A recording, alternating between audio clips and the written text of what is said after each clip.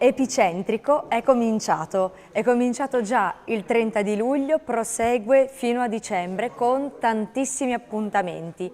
Epicentrico è una rassegna teatrale diretta dalla compagnia Brat e che esiste grazie al sostegno della Regione, di Fondazione Friuli e dei comuni di San Giorgio di Nogaro, Porpetto, Torviscosa e Gonars.